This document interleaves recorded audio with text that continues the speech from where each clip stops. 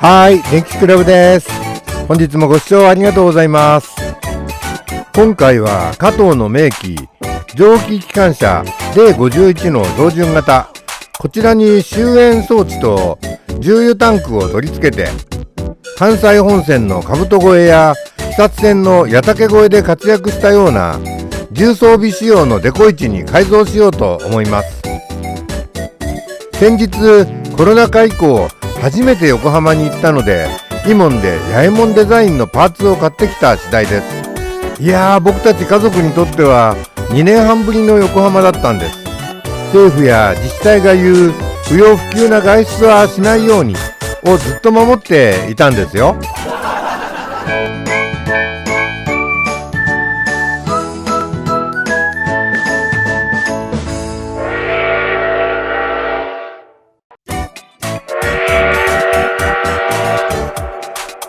はい、こちらは白尾線新見機関区の高取式終煙装置装着の D51 三姉妹です。で、一番こちらの車両なんですけど、実は先日市民の日の青空運転会で大学生の M 君がサイドに白いラインが機関車本体とテンダー上部に入った仕様、加藤京都店特製品の入った30連を見せてくれて欲しくなりました。新見機関区の白ライン1両あってもいいなと思いまして、ひらめいたのが山口号デゴイチの転用でした。 SL 山口号デゴイチ200号機は黒ナンバーと赤ナンバー両方常備したくて2両買っていたんですが、赤ナンバーの方は僕の中ではどうもすっきりしなかったので、その子をベースに高取式終煙装置をつけて、淡水車の石炭の盛り方を現役当時に戻して新見機関区のデゴイチに見立てました。新見機関区仕様としていた179号機から終煙装置を外してこちらに取り付けたわけなんです。まだこの発電機あたりはいじっていなくてどうしようかなとは思っていますが、これで取り急ぎ白ラインの入った新見機関区の30連が運転できるので、こちらに新見の125号機の車番を取り付けました。はい、こちらは新しくなった新見機関区の3姉妹です。一番手前が今回手を入れた SL 山口号から転用した機関車です。それからこちらの2両は D51 標準型として販売されているものに、白尾線石灰列車から終煙装置と新見機関区所属の D51 のナンバープレートを取り付けた仕様で、特定ナンバーのこだわりはありません。標準型ベースの2両と比べると D51-200 転用機はテンダーに上るはしごの位置が逆だったり、発電機の形が違っていたり、ボイラーのつなぎバンドがゴールドで派手だったりしますが、それらは数あったデゴイチのバリエーションと考えることにしました。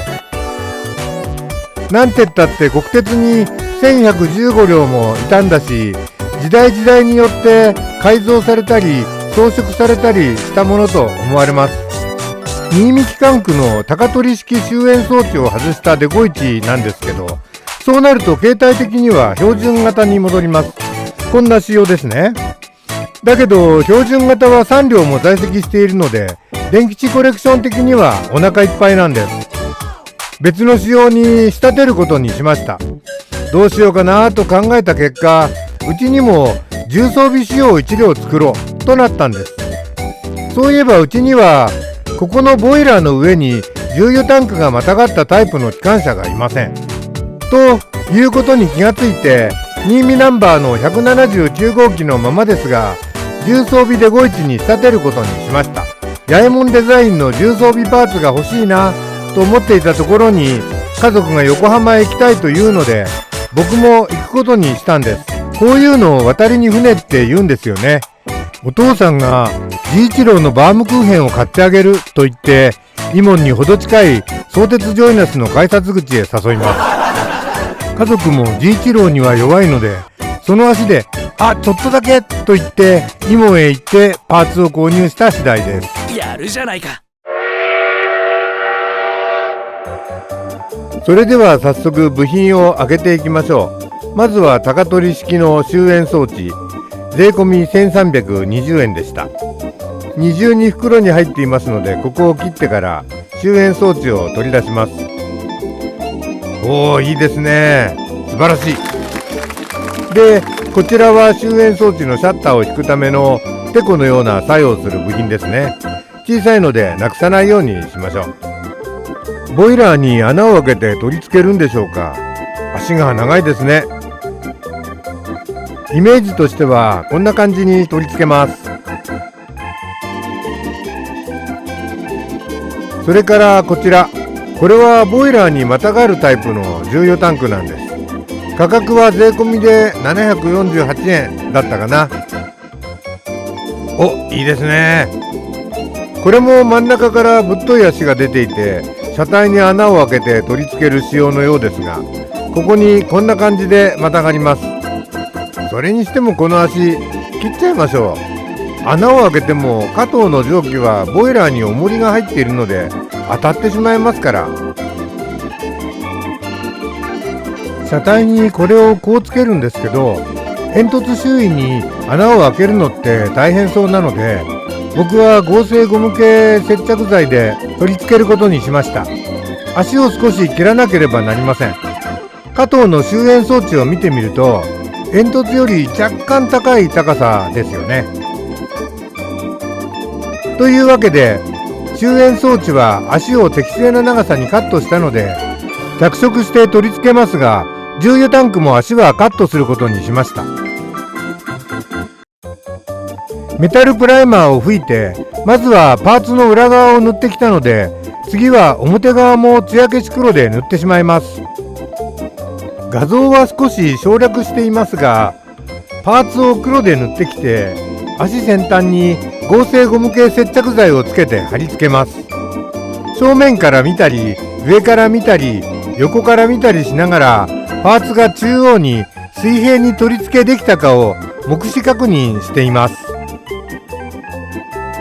次は終煙装置のシャッターを引くテコの取り付けですが、取り付け向きを間違えてしまっています。後で気がついて直しますのでご勘弁ください。そんな風に手直しが容易なのも合成ゴム系接着剤を使うメリットですかね。次はボイラーにまたがる重油タンクの加工です。タンクからキャブ方向と下方向にパイプがつながっているので、0.3 ミリの真鍮線を刺す穴をファイ 0.5 ミリのドリルで開けようとしています。合金のような柔らかい材料かと思いきや、めちゃくちゃ硬くてドリルが全然刃が立ちません。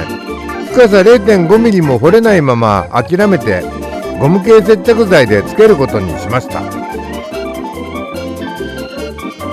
重油タンクの裏側に合成ゴム系接着剤をつけてボイラーにまたがらせました。我が家で初のボイラー状の重油タンク。いいですね。八重衛門デザインの重油タンクパーツの質感に大満足しています。そうしたら穴は開きませんでしたが、傷がついた部分にファイ 0.3 の真鍮線パーツを取り付けます。こちらもゴム系接着剤にしました。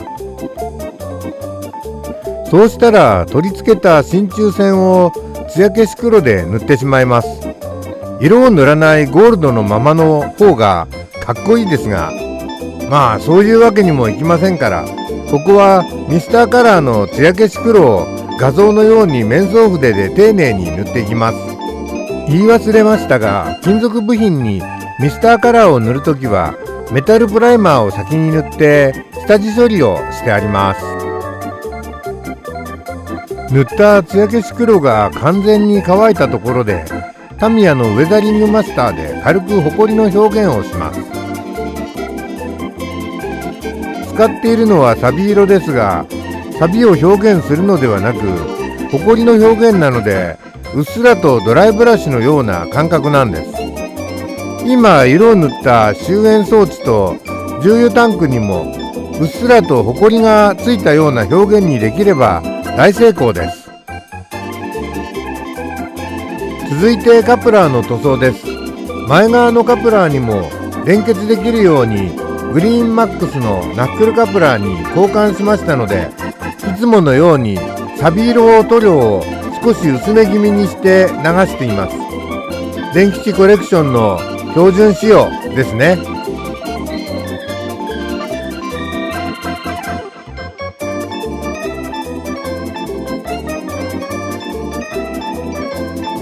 これは GM の信号キットに入っているはしごなんですが、写真などによるとここに重油タンクに上がるはしごがあるので、これで表現してみようと思います。ちょっと太いのが気になりますが、もっと良い部品が見つかれば後日交換もできますし。はい、重油タンクに登るはしごをつけたので、ちょっとホコリっぽくしてしまいましょう。タミヤのウェザリングマスターがいいですね。いい感じかな。ついでに重油タンクなど先ほど汚したんですが、汚し足りない部分にもう少し塗っておきましょう。重装備仕様のデゴイチ、着々と出来上がってきましたが、ついでにスノープローもつけると似合いそうですね。スノープラウに交換するためにステップ部品を外しました。デゴイチ用のスノープラウにもステップがありますので、そのまま交換です。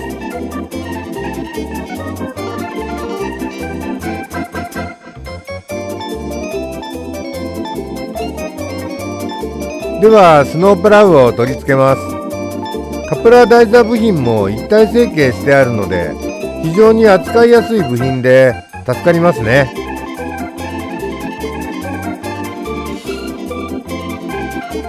顔締まりますね。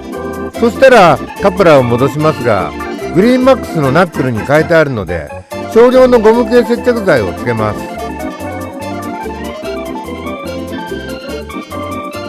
で、頭の中に右手の法則を描いて、その向きになるようにカプラーをカプラー穴に差し込みます。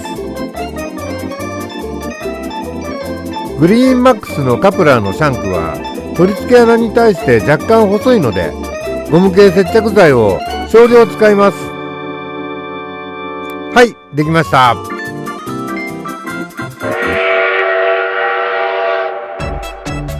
そうしたらサビ色でスノープラウとステップに色入れをしてしまいます。少し薄めた塗料でうっすらと色がついたら最高です。こんな感じがいいですね。やっちゃった。これは濃すぎました。こういう時は筆先に薄め液を塗ってきて修正します。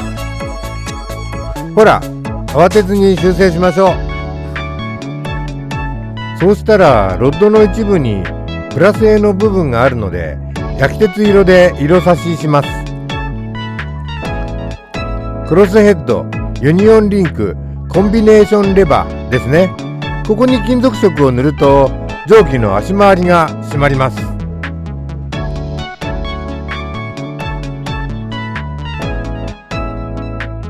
次は淡水車の増炭囲いを取り付けます。0.3 ミリ厚の薄いプラ板を画像のように石炭を外した淡水車内壁に取り付けました。実際は機関区ごとに一両一両木材で作って取り付けたものなので、模型でも淡水車前寄りに大雑把な感覚で取り付けます。こちら側と向こう側、よって高さ設定も目視なんです。人間の目って意外に正確なものなので、僕の感性を信じましょ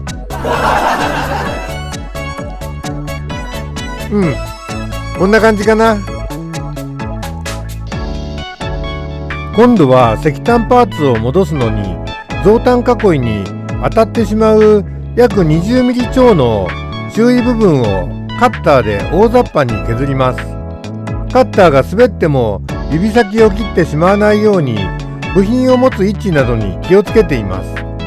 それと大きな力を必要としないように少しずつ削るようにも心がけています。はい、こんな程度で入るでしょう。はい、石炭パーツを戻してみました。増炭囲い、正面から見ても垂直に立っていますよね。 OK です。そうしたらこの増炭囲いをフル活用するように石炭を盛り上げます。そうするとますます峠越えの補給のように見えるんです。それではまずこの増炭囲いの部分を艶消し黒で塗っておこうと思います。あまり神経質な作業ではありませんが、淡水車の壁面に黒がはみ出さないようにだけ気を使います。艶の感じがかなり違ってしまうのと、筆塗りではどうしても筆跡が残っちゃうんです。はい、できました。いい感じですね。はい、艶消し黒が乾いたので増炭をしますが、その前に台車とかを戻してしまいましょう。はい、戻りました。台車がつくと安心しますね。でも転がりやすいので取り扱いには注意が必要です。ごめんなさい。石炭を持っているところカメラ回っていませんでした。申し訳ありません。これシーナリーボンドなんですけど、こちらジオラマの石炭を持ってこのシナリーボンドをポタポタって垂らした状態がこちらになります。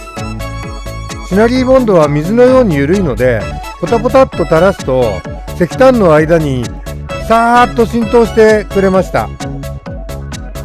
シーナリーボンド、石炭の盛り方を前よりに手直ししている映像は撮れていました。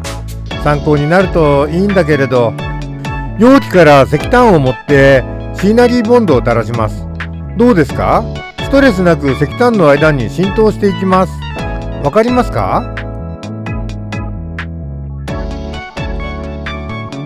それでは最後になりましたが、中煙装置の手直しです。向きを間違えてつけてしまいましたが、正しい向きにつけようとすると、キットは引き棒の一部が省略されています。トミックス蒸気の余剰部品の中にこんな棒があったので、これをここにこんな向きで接着すれば、中煙装置内のシャッターを引く引き棒になると考えました。我ながらグッドアイディア。どうでしょう。ここも合成ゴム系接着剤で貼り付けました。なかなかどうしていい感じです。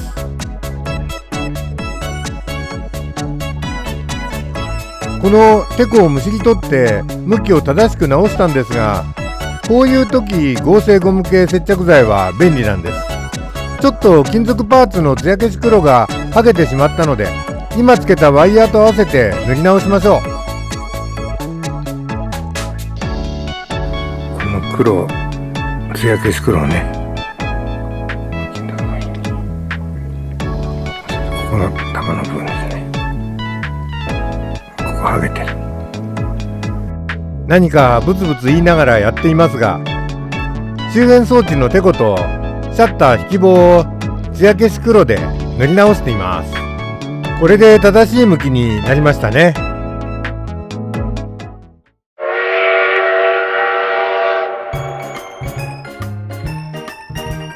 はい、最後にロッド周りとスノープラウ周りにタミヤウェザリングマスターで土ぼこりのお化粧をして完成です。例51蒸気機関車重装備仕様高取式の周煙装置ですね。それから馬乗り型の重油タンク、山盛りの石炭、アンドン式のテールランプ、これは動画にはなかったんですが、新見機関区に転用した例51-200号機からの部品移植です。それではターンテーブルでの完成披露です。峠に挑むデコイチの勇壮な重装備仕様が完成しました。電吉クラブ初のボイラーに馬乗りになった重油タンクが装着できました。嬉しさ爆発です。ちょっとはしごが太いのが気になりますが、加藤のスハフ32のはしごが手に入ったら交換しようかな。40年以上前、僕がスーパーアイワイの玩具売り場の店員だった頃に、売り場で積水金属時代のデゴイチを買ってくれたお客様が、多分乗降車製だったと思いますが、重装備パーツも一緒に買ってくれて、つけてほしいと言われてつけて差し上げた思い出があります。その時いつか自分も欲しいと思った重装備デゴイチが40年以上の時を経てやっと手にできた喜びでした。今週はレンタルレイアウトのあるお店まで行けなかったので走行シーンがありません。そこでちょこっとだけで恐縮ですが、我が家の思想用線路での走行でご勘弁ください。僕の念願だった重装備デゴイチが走ったんです。カブト越え、それとも矢竹越え、スノープラウをつけちゃったからカブト越えでしょうね。そのうち奈良機関区のデゴイチのナンバーに交換したいな。ネットでいろいろ探してみようと思っています。もうしばらく新見機関区のナンバーでいてもらいましょう。他にも重油タンクがボイラーに馬乗りになっている仕様のデゴイチがいた機関区をご存知でしたらぜひ教えてくださいね。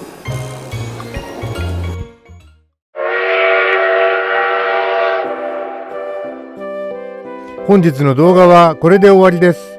最後までご視聴くださいましてありがとうございました。もし動画を気に入っていただけたらチャンネル登録をお願いします。